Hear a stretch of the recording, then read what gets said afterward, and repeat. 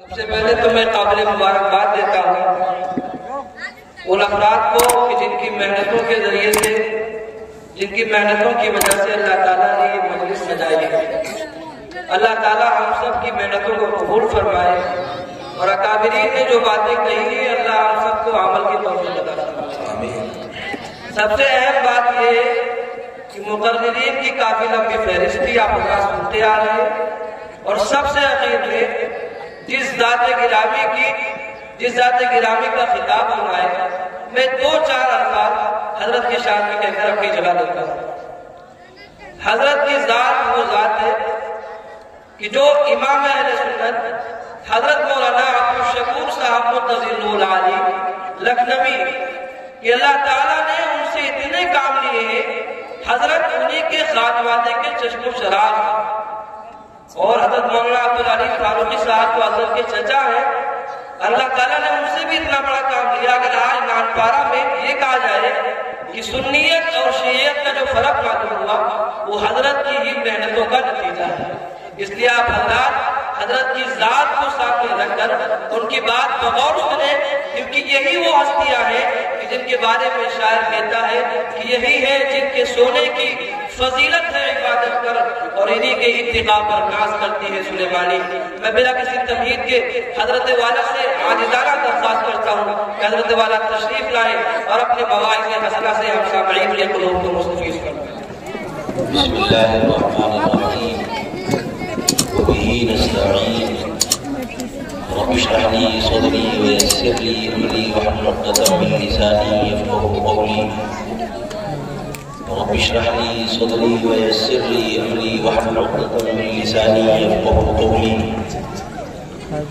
رب اشرح لي صدری ويسر لي امری واحلل عقدۃ من لسانی يفقهوا قولی اما بعد فاعوذ باللہ من الشیطان الرجیم بسم اللہ الرحمن الرحیم ان اللہ يحب التوابین ويحب المتطہرین صدق اللہ مولانا العلی العظیم۔ حضرات علماء کرام، معزز و محترم سامعین، بزرگوں، دوستوں، نوجوان دینی و ایمانی بھائیوں، ماں بچے آواز کر رہے ہیں۔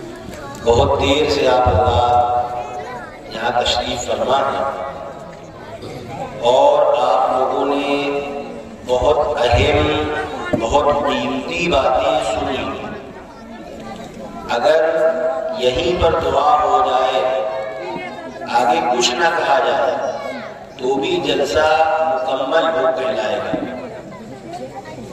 کئی ایک بیانات آپ نے سنے اور کئی لوگوں سے نعتیں بھی سنی، لیکن چونکہ کافی دور سے میں حاضر ہوا ہوں اور آپ لوگ اس انداز سے بیٹھے ہیں، اس سے لگ رہا ہے کہ ابھی آپ پر بہت نیند غالب نہیں ہے، سننا چاہتے ہیں، تو مختصر طور پر میں بھی کچھ باتیں آپ حضرات کی خدمت میں رکھنے کی کوشش کروں گا۔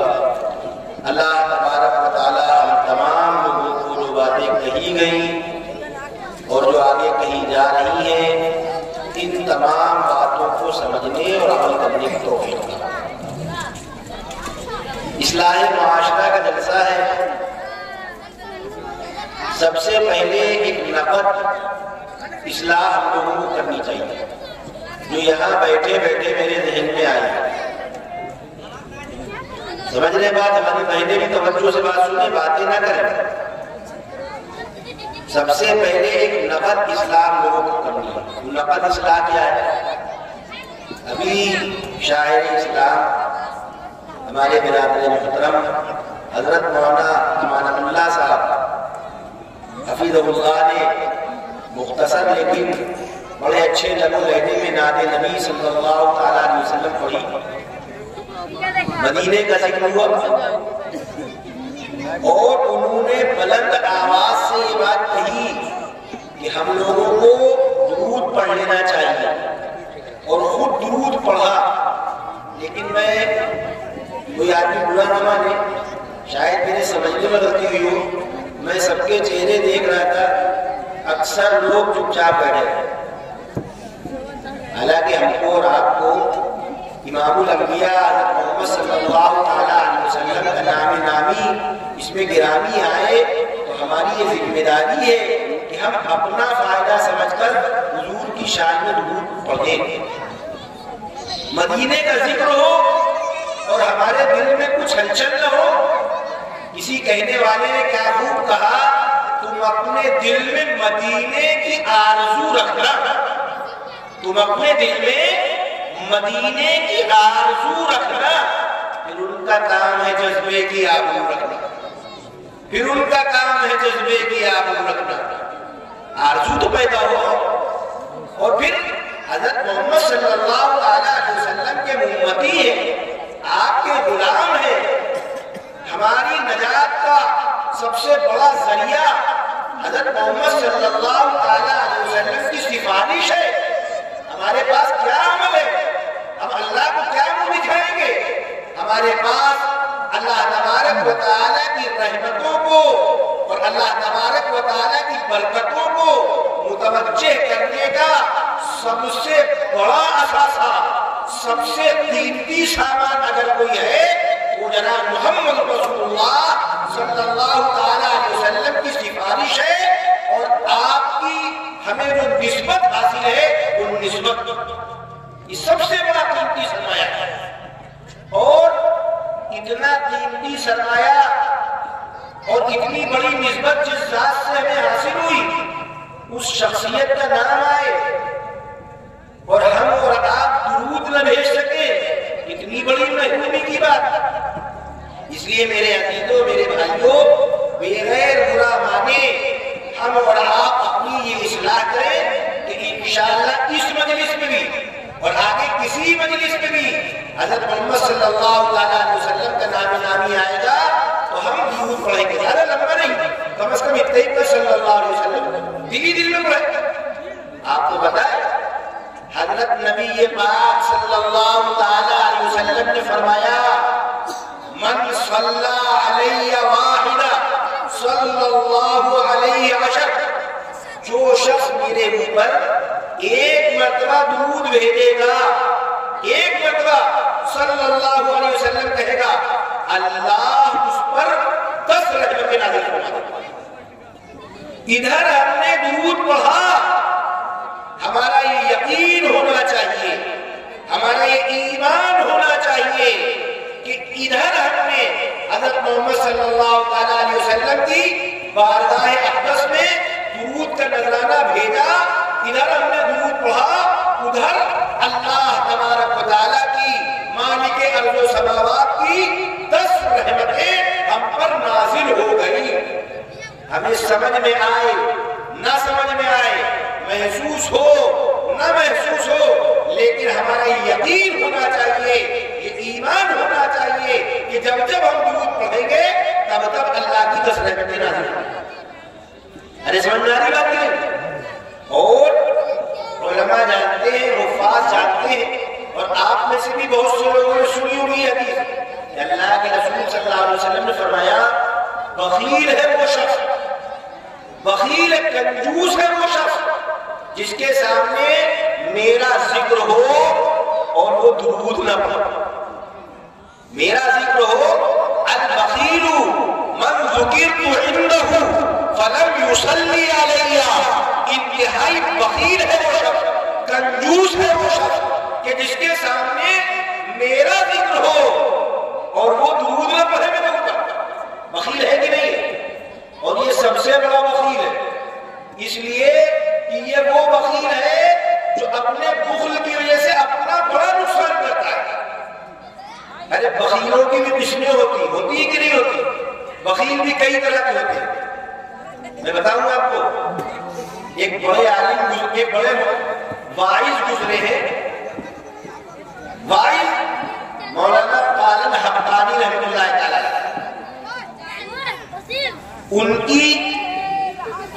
ان کے واقعات کی ایک کتاب ہے لطائف حقانی.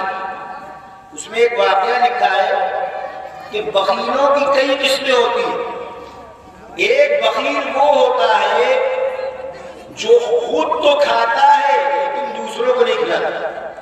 جو خود کھاتا ہے دوسروں کو نہیں کھلاتا. ایسے بخیل سے ملے آپ؟ اپنے گاؤں میں دیکھیے تو بہت سے بخیل ہوں گے جو خود تو دمادم بریانی بھی کھا رہے ہیں، مرغا بھی کھا رہے ہیں، گھر میں کھیر بھی پک رہی ہے، سب کچھ ہے، لیکن اگر مدرسے والے پہنچ جائے کہ کچھ غریب بچوں کو کھانے کے لیے کچھ گیہوں دے دیجیے، ارے مولانا صاحب کہاں آ گئے، گیہوں ہمارے کیا کہا رکھا، بیچ دیا تھوڑا بہت گھر کے لیے رکھا ہے ہی نہیں۔ ان کے پاس دوسروں کے لیے کچھ نہیں، اپنے لیے سب کچھ ہے لیکن دوسروں کے لیے کچھ نہیں ہے، یہ بھی بخیل ہوتا۔ ہمارے مدرسوں میں کچھ طلبہ ہوتے ہیں، خاص طور سے چھوٹے چھوٹے طلبہ، یہ بچے ہمارے بھائی چھوٹے جانتے ہیں، وہ بچے بکس لاتے ہیں، اس بکس کے اندر کھانے کا سامان رکھ دیتے ہیں اور گلے کے اندر چابی لٹکائے رہتے ہیں، چپے سے ایک دم سے کوئی نہیں ہوتا، تالا کھولتے ہیں اور بکس کے اندر منہ ڈال کے اپنا جو بسکوٹ اور دال اور جو کچھ بھی رکھا ہوتا ہے دھیرے دھیرے کھایا کرتے ہیں تاکہ کوئی دیکھ نہ پائے کہ کھلانا پڑا۔ بسا اوقات ایسا ہوتا ہے کہ رات برات میں اٹھ کے کھا لیا اور صبح دیکھا ہے نہیں اور رات کا کھایا ہوا یاد نہیں، تو کہتے پتہ نہیں کسی نے میرا چوری کر لیا، خود ہی کھایا ہے لیکن سمجھتے کسی نے چوری کر لیا، اور بعد لوگ تو کہتے لگتا ہے اس کمرے میں کوئی جنات رہتا ہے جو کھا لیتا ہے۔ عجب عجب کس سے چپے سے خود کھایا لیکن الزام دوسرے پہ لگا دیا، یہ بخل ہے۔ اگر کچھ اپنے ساتھی کو جو کمرے میں رہ رہا ہے کچھ اس کو بھی کھلا دو گے تو اللہ اس میں برکت پیدا فرما دے گا، پھر تم اس کو کھلاؤ گے وہ تمہیں کھلائے گا۔ اس طریقے سے جب آپس میں ایک دوسرے کو ہدیہ تحفہ دو گے اللہ تبارک و تعالیٰ کی طرف سے محبتیں بھی بڑھیں گی اور برکتیں بھی آئیں گی۔ لیکن ہم یہ سمجھتے ہیں کہ جو مل جائے کھا لو، کسی دوسرے کو نہ دو۔ بہت سے لوگ اگر کھائیں تو تربوز پورا کھا جائے چھلکا بھی نہ اتارے، چھلکا بھی کھا جائے، ایسے لالچی اور حریص ہوتے دوسروں کو کچھ نہ دینا پڑے، ان کے لیے اپنے لیے سب کچھ ہے، دوسروں کے لیے کچھ نہیں۔ ایک بخیل یہ ہوتا ہے، لیکن ایک اس سے بڑا بخیل ہوتا ہے، اس سے بھی آگے کا بخیل وہ کون ہوتا ہے؟ وہ نہ خود کھاتا ہے نہ دوسروں کو کھلاتا ہے، دوسروں کو تو کھلاتا ہی نہیں ہے، خود بھی نہیں کھاتا ہے۔ الذی جمع مالا وعددا، گن گن کے جمع کرتا رہتا ہے اور خوش ہوتا رہتا ہے، بینک میں جمع کر رہا ہے اور پاس بک میں بھی خوش ہو رہا ہے، ہر مہینے پاس بک اپڈیٹ کرا رہا ہے اور خوش ہے کہ پچھلے مہینے میں 4,52,000 تھے، اب کی 62,000 ہے اور اب کی 72 ہو گئے اور اب کی 75 ہو گئے اور اب کی 85 ہو گئے اور 5 ہو گئے، وہ کرتے کرتے کرتے کرتے بالکل گندے سندے کپڑے پہنے الٹا سیدھا کھا کے مر کے چلا جاتا ہے اور کھاتے میں 25-30 لاکھ روپے بس، نہ کھا رہا ہے نہ کھلا رہا ہے، خالی جمع کر رہا ہے۔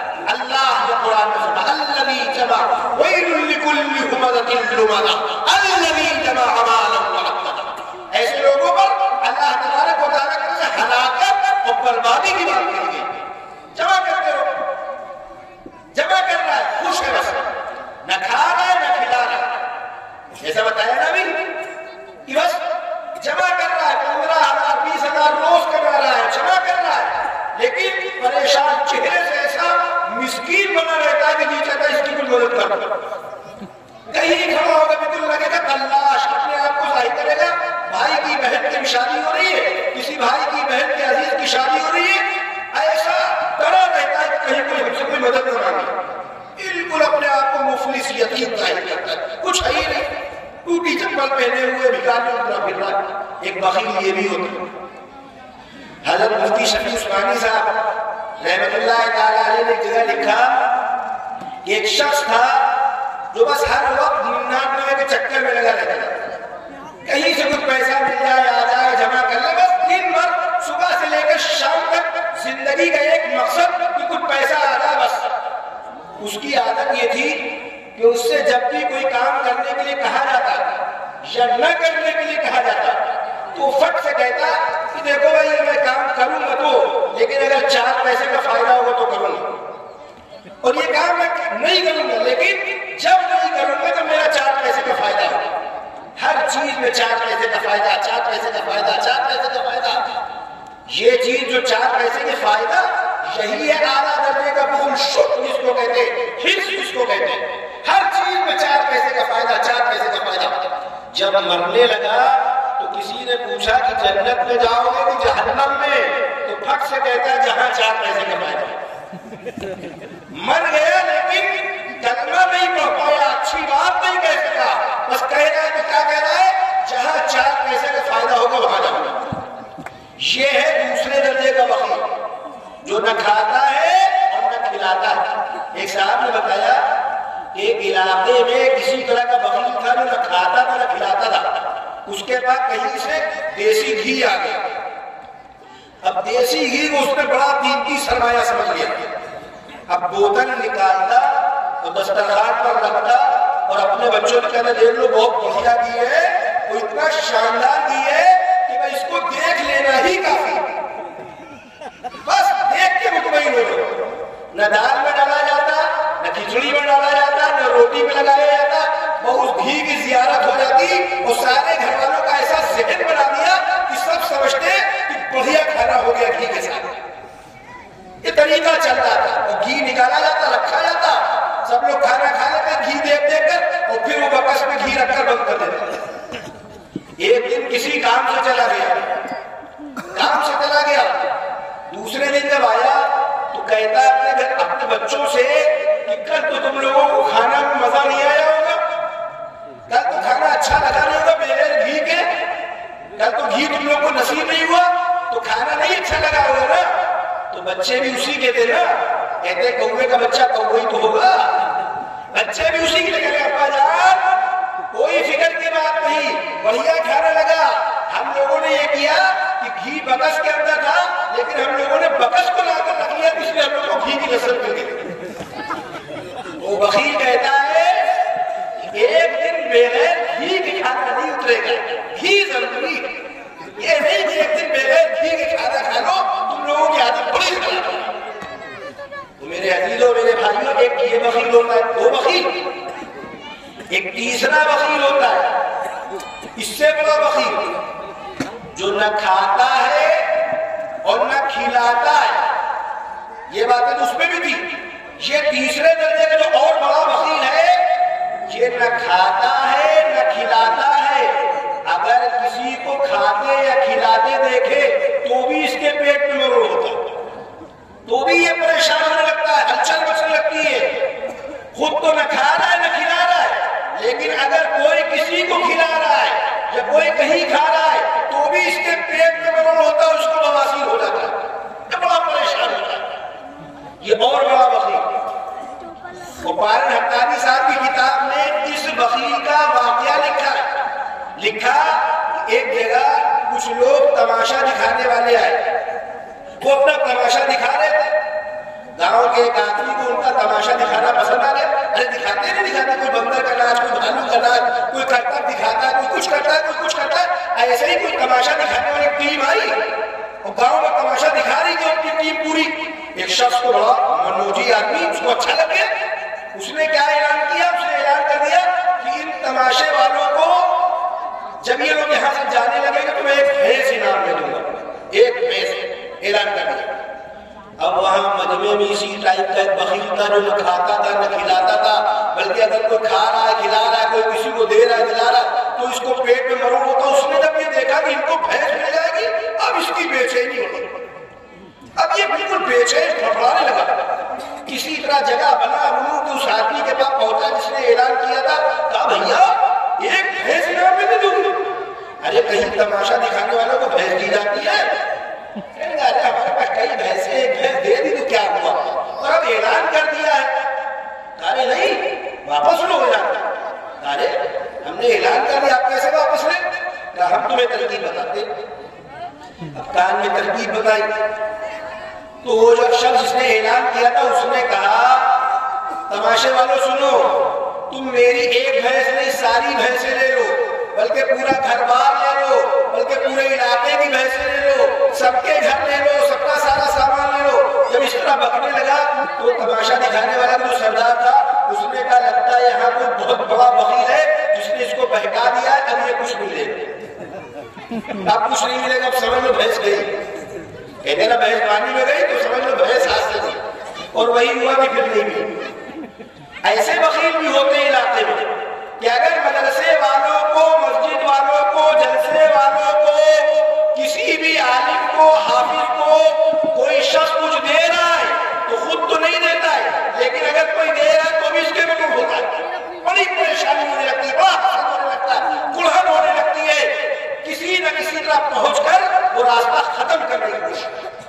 تو یہ بھی ایک بہت بڑا بخیل.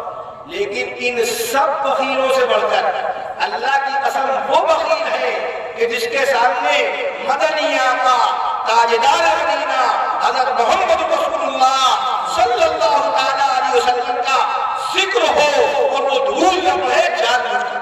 ہم سے آپ سے غفلت ابھی آپ نے نہیں پڑا, غفلت ہو گئی انشاءاللہ, اب ہم نے بتا دیا, اب ہو جائے گی بیداری.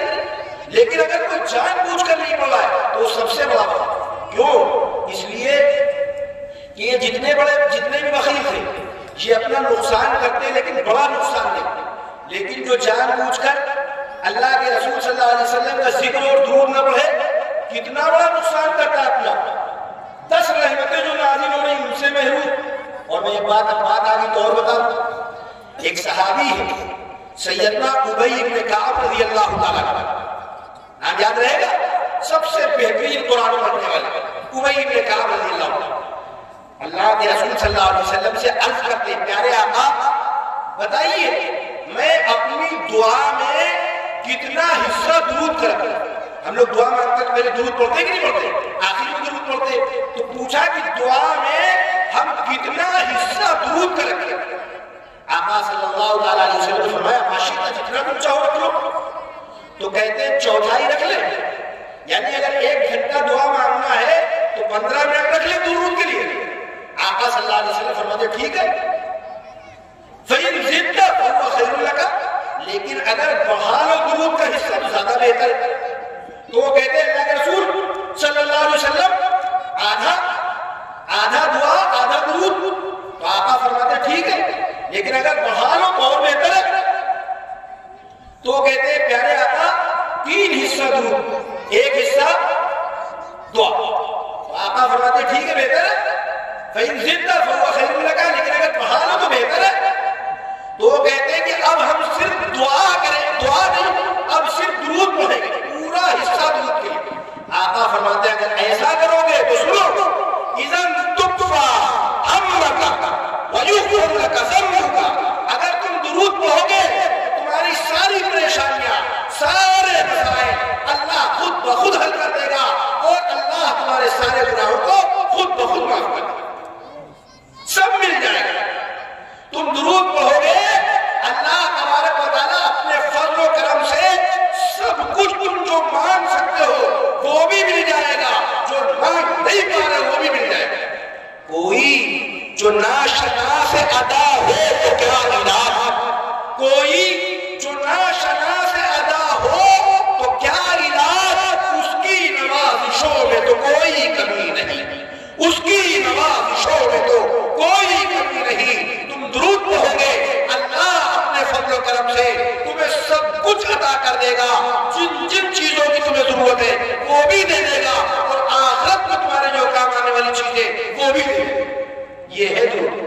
تو انشاءاللہ نقد اصلاح ہماری ہوگی کہ نہیں ہوگی کہ ہم اپنے آپ کو اللہ کے رسول صلی اللہ تعالیٰ علیہ وسلم پر خوب درود پڑھنے والا بندہ بنائیں گے, اور جہاں نبی کا ذکر ہوگا انشاءاللہ ہم ضرور درود پڑھیں گے, کریں گے انشاءاللہ. ایک دوسری بات, آپ نے بھی ہم سب کے بڑے, ہم سب کے مخدوم حضرت مولانا مفتی اشتیاق احمد صاحب مدظر العلی شیخ حدیث جامعہ مسعودیہ العلوم بہرائچ, انتہائی قیمتی, انتہائی مفید و کارآمد بیان اور جامع بیان سنا.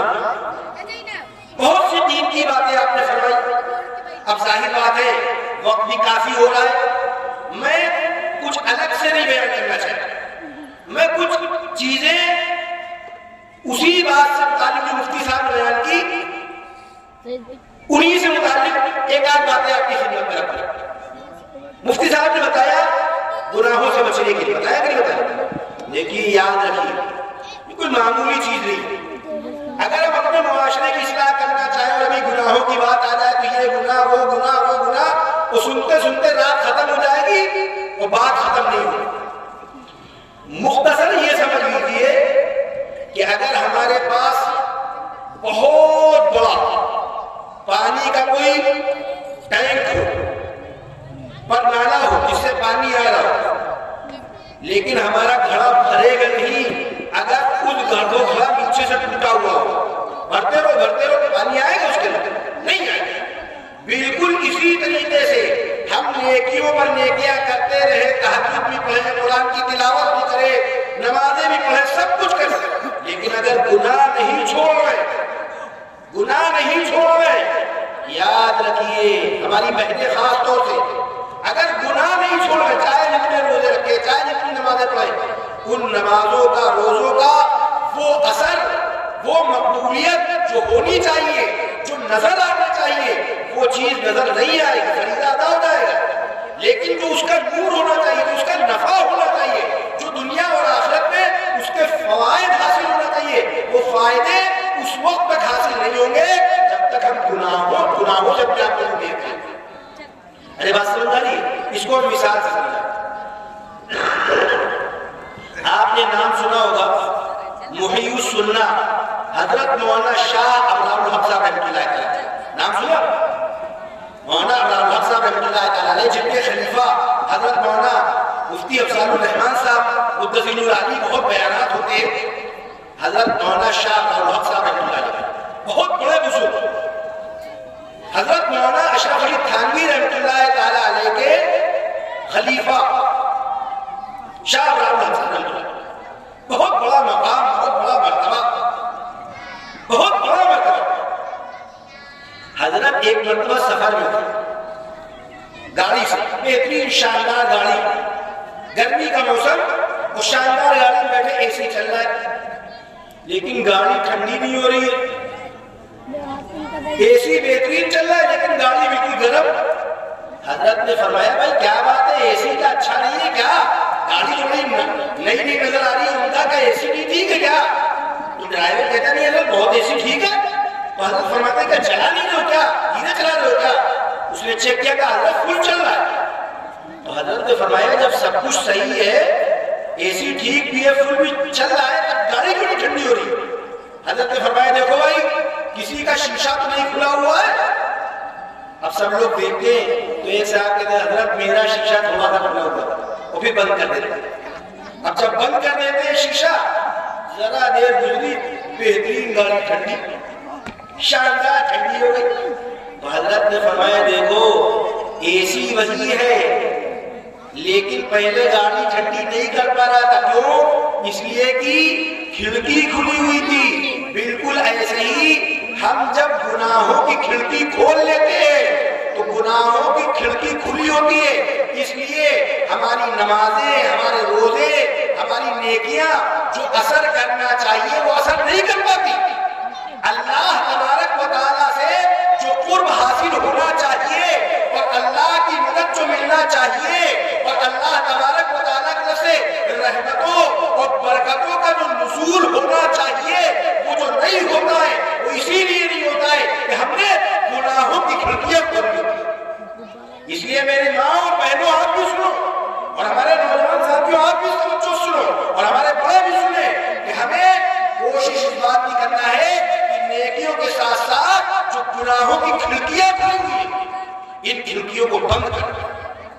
ہماری بہنیں چونکہ موجود اس لیے کہیں، ہماری بہنیں نماز روزہ خوب کرتی ہیں، عام طور پر صبح اٹھ جاتی ہیں، نماز بھی پڑھ رہی ہیں، روزے بھی رکھ رہی ہیں، لیکن چھوٹے چھوٹے گناہ جو انشاءاللہ قابل میں آ جائے گا، چھوٹے چھوٹے گناہ ہوتے ہیں جن کی وجہ سے ان کی نیکیاں ضائع ہو جاتی ہیں، ان کے بچے جو نیک ہونا چاہیے نہیں ہو پاتے، گھر کا ماحول اچھا ہونا چاہیے نہیں ہو پاتا۔ ان گناہوں میں سے ہماری بہنوں کے اندر اور بھائیوں میں بھی زبان کی کمی، ذرا سا کسی کا ذکر شروع بس برائیاں شروع، ذرا سا کسی کا نام آیا ہماری بہنوں کے اندر خاص طور سے بس بیان شروع کی، بس شروع، ان کی ٹوہ میں لگنا شروع، ان کے بارے میں بدگمانی بدزنی شروع۔ اللہ نے قرآن میں فرمایا ان بعض الظن اثم، بعض گمان گناہ ہوتے۔ اللہ نے قرآن میں فرمایا لا تجسسوا، ایک دوسرے کی جاسوسی نہ کرو، ایک دوسرے کی ٹوہ میں نہ لگو، ایک دوسرے کے پیچھے برائی نہ بیان کرو۔ یہ وہ کمیاں ہیں، وہ خامیاں ہیں، ایک دوسرے کی برائی، ایک دوسرے کی ٹوہ، جس سے معاشرہ پورا برباد ہو جاتا ہے اور ہماری نیکیاں خراب ہو جاتی ہیں اور آپس کے تعلقات ختم ہو جاتے ہیں۔ ہوتا ہے کہ نہیں؟ اور کوئی کسی کو اس سمجھ میں بھی نہیں آتا۔ میں آپ کو بتاؤں، مجھے یاد آ گیا ایک واقعہ، چونکہ رات ہو رہی، نیند نہ آئے، اس لیے میں چھوٹے چھوٹے واقعات کے ذریعے سے بات سمجھانے کی کوشش کر رہا ہوں، لیکن یہ واقعات ایسے نہیں کہ بے سبب۔ حقیق الامت حضرت تھانوی رحمۃ اللہ تعالیٰ علیہ کے مواعظ میں ایک واقعہ ملتا، میں نے پہلے بہت توجہ سنے خاص طور پر۔ ایک عورت تھی جس کو دوسرے کے گھروں میں جھانکنا کی بڑی عادت ہے، ہر وقت صبح اٹھی جھانکنا شروع، سب سے پہلا کام یہی کہ ہمارے پڑوس میں کیا ہوگا، پڑوس کا بیٹا آیا کہ نہیں آیا، شوہر کیا کر رہا ہے، عورت کیا کر رہی ہے، اسی کی ٹوہ میں رہتے۔ ایک دن صبح صبح اٹھی، پڑوس میں جھانک رہی تھی، اب دیکھا کہ وہ عورت جو پڑوسن تھی وہ اپنی کسی ضرورت سے اپنے زیورات اتار رہی تھی۔ اب اس میں جس کی جھانکنا کی عادت تھی، جس عورت کی، اس نے جب دیکھا کہ ہماری پڑوسن زیورات اتار رہی ہے، ناک کی کیل، کان کی بالی، چین، جو بھی پہنے ہوئے تھی وہ سب اتار رہی ہے، دوڑی دوڑی اپنے شوہر کے پاس آئی اور آ کر کہتی تم یہاں بیٹھے ہو مزے سے ناشتہ کر لو، وہاں پڑوسن بیوہ ہو گئی، پڑوسن بیوہ ہو گئی۔ اب یہ شوہر صاحب پوچھتے تمہیں کیسے معلوم ہوا کہ بیوہ ہوگی؟ تو یہ عورت کہتی اچھا ہمیں کیسے معلوم ہوا؟ ہم نے اپنے تجربے سے، اپنی عقل سے، اپنی سمجھ سے سمجھ لیا کہ پڑوسن بیوہ ہو گئی ہے۔ تو اچھا ہو گئی کہ میں کیا کروں؟ اللہ کے بندے تمہیں شرم نہیں آتی؟ تمہاری پڑوسن بیوہ ہو گئی ہے، کم از کم اتنا تو کرو کہ یہ پڑوسن جو بیوہ ہوئی ہے اس کا شوہر صبح صبح اپنی دکان پہ چلا جاتا ہے، جا کر اس کو بتاؤ کہ تیری بیوی بیوہ ہو گئی ہے۔ یہ اللہ کا بندہ سوچتا نہیں کہ ہماری بیوی کیا پٹی پڑھا رہی، دوڑا دوڑا پڑوسی کی دکان پہ جاتا ہے اور جا کر کہتا بھیا آپ یہاں دکانداری میں مصروف ہو، گھر میں آپ کی بیوی بیوہ ہو گئی۔ کہتا میری بیوی کہاں، آپ کی بیوی اور کس کی؟ ارے اچانک کیسے بیوہ ہو گئی؟ ارے ہو جاتا ہے لوگ اچانک بیوہ ہو گئی، چلیے دکان بند کریے گھر چلیے۔ اب گھر لے کر آتا ہے، گھر کے باہر دونوں کھڑے اور دونوں منہ بنائے ہوئے کھڑے، دونوں رونے کی ایکٹنگ کر رہے ہیں۔ کچھ اور لوگ آ جاتے ہیں، ان دونوں کو اداس اور رنجیدہ دیکھتے تو وہ بھی غمزدہ ہو جاتے ہیں۔ اب یہ 10-20 لوگ جمع ہو کر رونے پیٹنے لگتے ہیں۔ کوئی صاحب قبرستان چلے جاتے ہیں قبر کھدوانے، کوئی پانی گرم کر رہا ہے، کوئی کفن کے انتظام میں لگا ہے، اور بقیہ جو لوگ بچے وہ رو رہے ہیں، ہاں ہو کر رہے ہیں۔ اتنے میں کوئی سمجھدار آ گیا، اس نے پوچھا یہ بھیڑ کیسی لگی ہوئی؟ کہا یہ صاحب تو بڑے غمگین نظر آ رہے ہیں، ان کی بیوی بیوہ ہوگی۔ کہا ان کی کہاں آیا کیا ہوا؟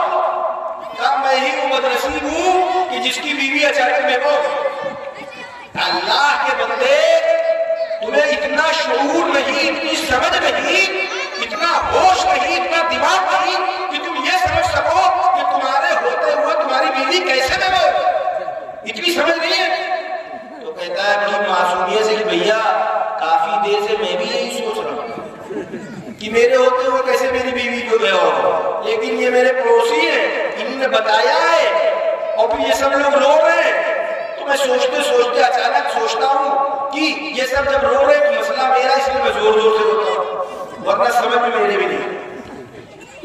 میرے عزیزوں، میرے بھائیوں، ہماری بہنیں اور ہماری بیٹیاں اور آپ لوگ اپنے گھروں میں صبح سے لے کر شام تک کی زندگی کا جائزہ لیں۔ نہ جانے کتنے ایسے کام ہیں، نہ جانے کتنے ایسے عمل ہیں جو گناہ ہے، جن میں ہمارا نقصان ہے، ہمیں سمجھ میں نہیں آ رہا، لیکن پھر بھی کوئی کر رہا ہے، ہم بھی کر رہے ہیں۔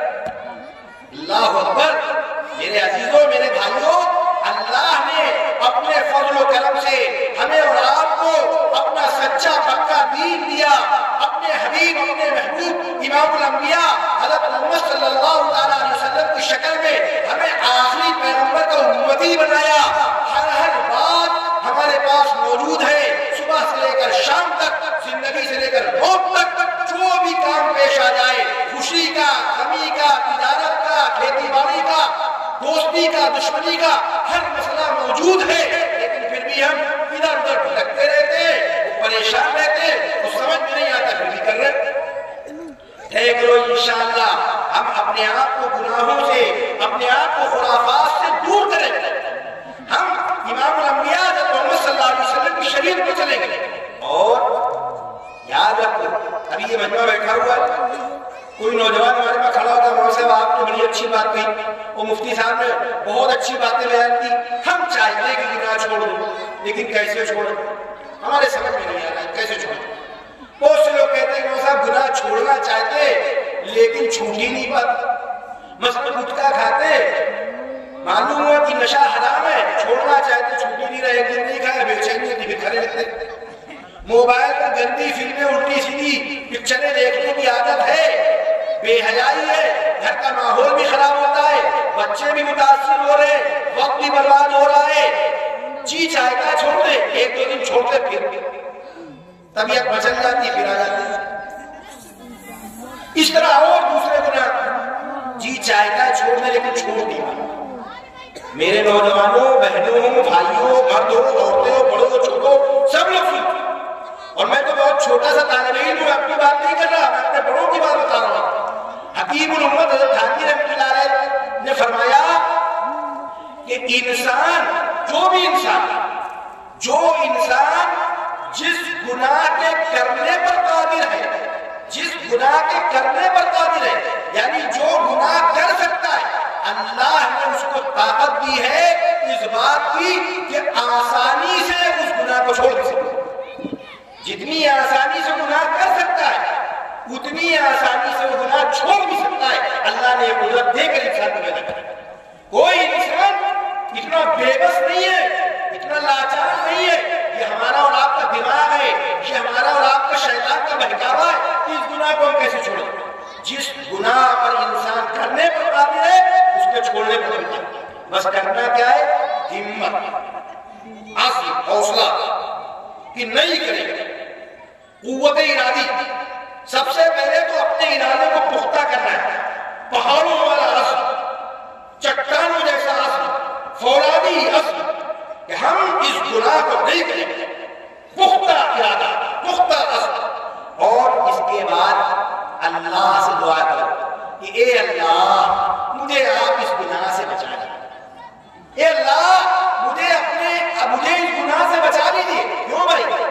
پڑھتے ہو کہ نہیں پڑھتے ہو؟ ایاک نعبد و ایاک نستعین، اے اللہ ہم آپ ہی کی عبادت کرتے ہیں اور آپ ہی سے مدد چاہتے ہیں، اے اللہ ہم آپ سے مدد چاہتے ہیں، اے اللہ میں اس گناہ کو چھوڑنا چاہتا ہوں، میں نے عزم کیا، ارادہ کیا ہے، اے اللہ آپ میری مدد فرمائیے، مجھے اس گناہ سے بچا دیجیے۔ دو کام، ایک عزم کرنا ہے اللہ سے مدد مانگنا، اور دوسرا تیسرا اور آخری کام یہ کرنا ہے کہ جو گناہ ہو گئے کثرت سے استغفار کرنا ہے، اللہ مجھ سے گناہ کو معاف فرما دیے، اللہ معاف فرما دیے، اللہ معاف فرما دیے، رو رو کر معافی مانگنا۔ یاد رکھو میں نے قرآن مجید کی جو آیت کا ٹکڑا پڑھا، آپ علماء بیٹھے پوچھ لیجیے، اللہ تبارک و تعالی جس طرح اس بندے کو پسند فرماتا ہے جو بندہ گناہ نہیں کرتا ہے، جو متقی ہوتا ہے، پرہیزگار ہوتا ہے، اللہ کا ولی ہوتا ہے، جس طرح اللہ اس سے محبت کرتا ہے، ایسے ہی اللہ اس بندے سے بھی محبت کرتا ہے جو گناہ پر گناہ کر چکا ہوتا خود اور اللہ سے توبہ کرتا۔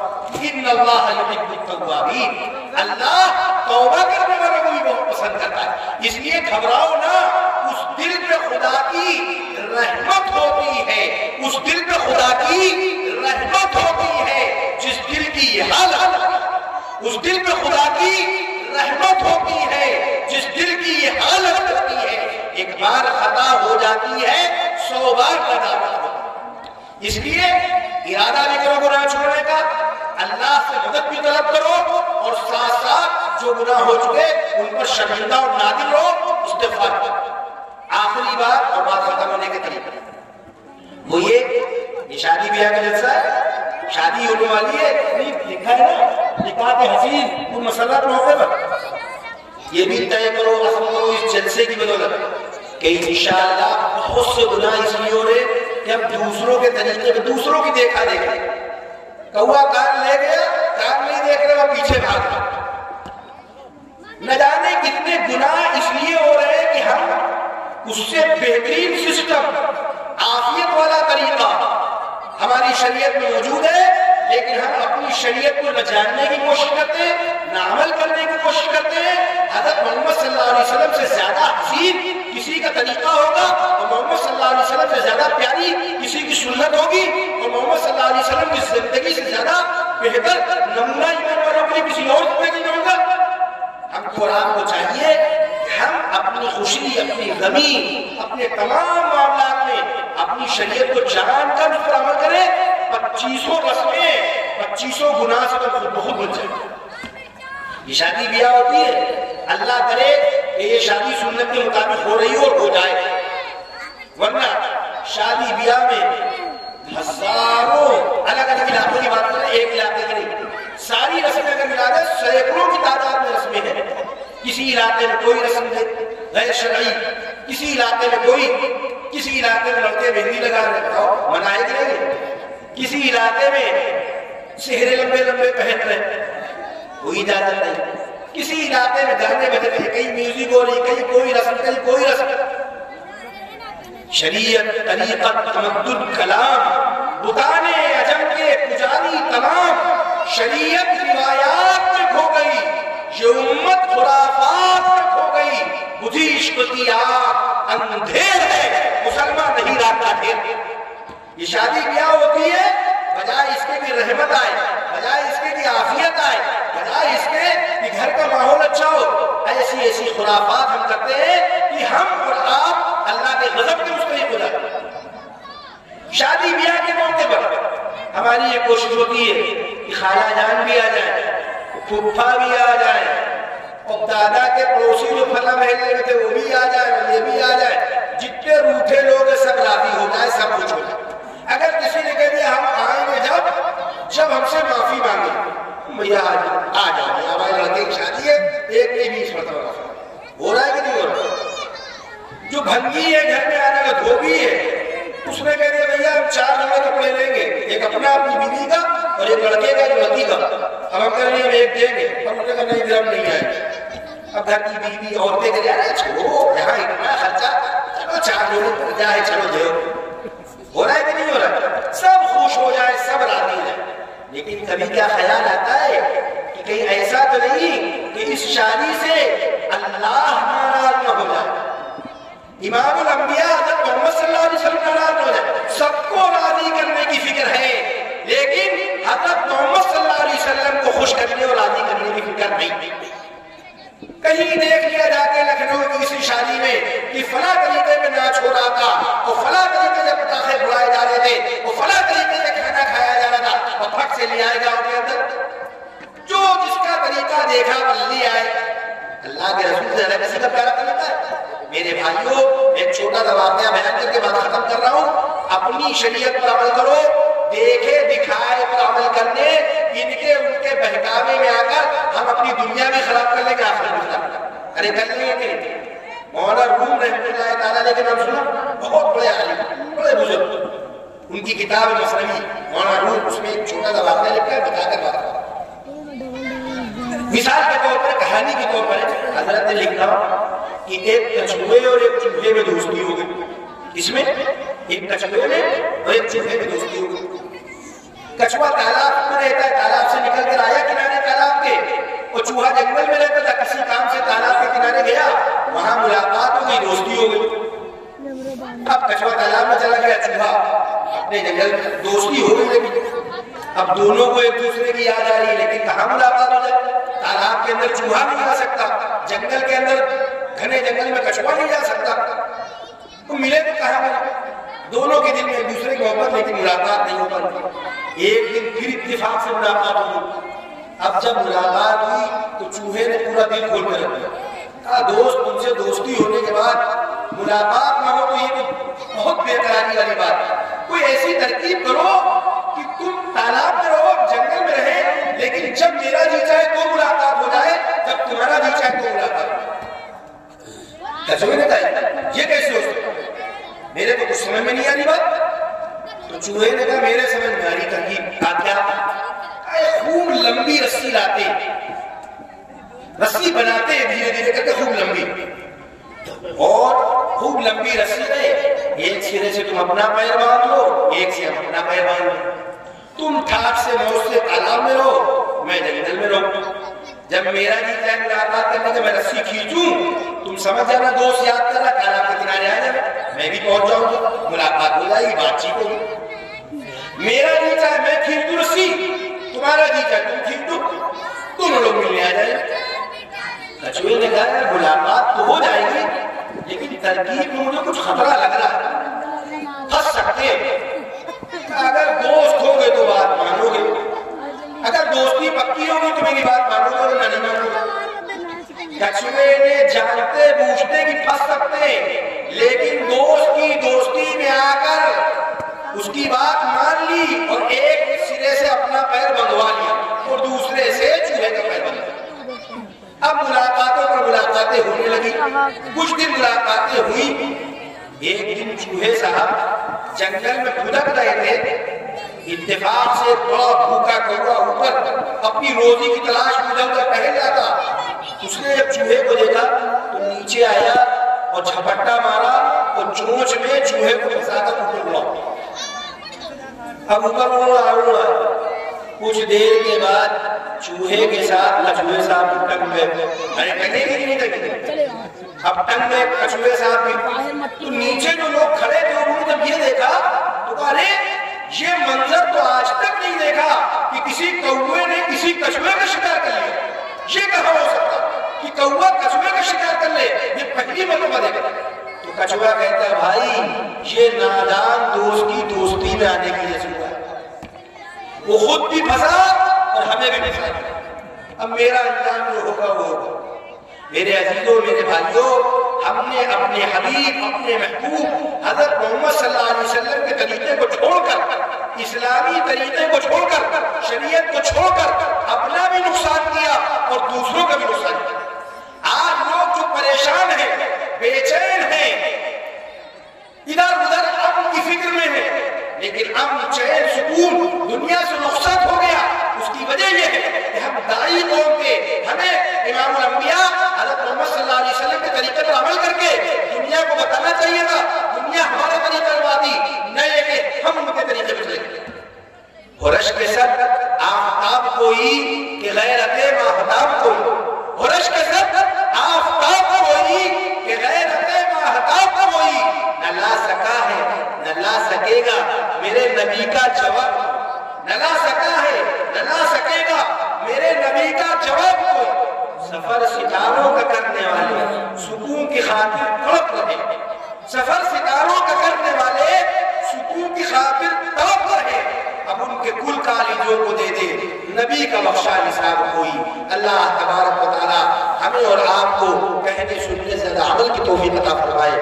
وآخر دعوانا الحمدللہ رب العالمین۔ دعا کریں، مختصر دعا کریں۔ بسم اللہ الرحمن الرحیم۔ اللهم صل على محمد وعلى آل محمد كما صليت على إبراهيم وعلى آل إبراهيم إنك حميد مجيد۔ اللهم بارك على محمد وعلى آل محمد كما باركت على إبراهيم وعلى آل إبراهيم إنك حميد مجيد۔ ربنا ظلمنا أنفسنا وإن لم تغفر لنا وترحمنا لنكونن من الخاسرين۔ اللهم إني أعوذ بك من الهم والحزن وأعوذ بك من البخل والجبن وأعوذ بك من غلبة الدين وقهر الرجال۔ اللهم اكفني بحلالك عن حرامك واغنني بفضلك عمن سواك۔ اللهم اجعل في عيني صغيرا وفي أعين الناس كبيرا۔ ربنا آتنا في الدنيا حسنة وفي الآخرة حسنة وقنا عذاب النار۔